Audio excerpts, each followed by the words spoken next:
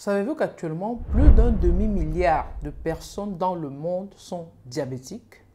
Et les prévisions sont alarmantes pour 2050. Le chiffre pourrait dépasser le milliard, soit plus de 13% de la population mondiale. C'est pourquoi il est essentiel de mieux comprendre cette maladie qui touche de plus en plus les personnes, y compris dans notre entourage. Chacun de nous connaît probablement quelqu'un qui vit avec le diabète. Mais connaissez-vous la différence entre le diabète de type 1 et le diabète de type 2? Dans cette vidéo, on en parle.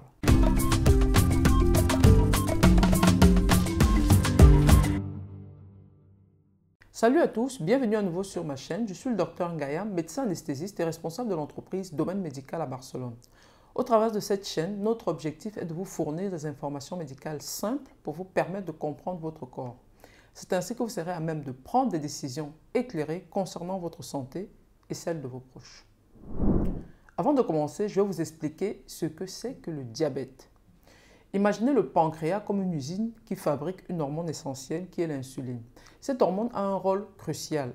Son rôle est de permettre que le sucre présent dans le sang rentre à l'intérieur de nos cellules. Et une fois à l'intérieur des cellules, le sucre est utilisé comme une source d'énergie pour effectuer toutes les fonctions. Le diabète survient lorsque ce mécanisme ne fonctionne plus correctement. Il y a deux principales raisons à cela. Soit le pancréas ne produit plus assez d'insuline, voire plus du tout. C'est comme si l'usine était à l'arrêt, le sucre reste alors bloqué dans le sang sans pouvoir entrer dans les cellules. Soit les cellules deviennent résistantes à l'insuline. Même si le pancréas produit de l'insuline, ces cellules ne réagissent plus à cette hormone. C'est comme si une porte était fermée à clé, même avec la bonne clé, elle refuse de s'ouvrir. Dans les deux cas, le résultat est le même. Le taux de sucre dans le sang augmente de façon anormale, ce qui peut entraîner de nombreuses complications si le diabète n'est pas bien contrôlé. Altération de la vision, pied diabétique et insuffisance rénale qui peut aller jusqu'à la dialyse, pour ne citer que cela. Maintenant, voyons trois principales différences entre le diabète de type 1 et le diabète de type 2.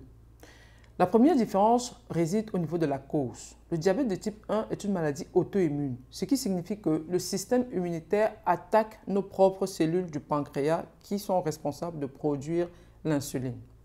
En revanche, le diabète de type 2 est souvent lié au mode de vie et à l'obésité. Dans ce cas, le pancréas produit de l'insuline, mais celle-ci ne fonctionne pas correctement en raison de la résistance à l'insuline. La deuxième différence est au niveau de l'âge d'apparition. Le diabète de type 1 se manifeste généralement pendant l'enfance, l'adolescence ou le début de l'âge adulte, tandis que le diabète de type 2, quant à lui, apparaît le plus souvent autour de la quarantaine ou plus tard. La troisième différence réside dans le traitement. Pour le diabète de type 1, le traitement principal est l'insuline administrée quotidiennement.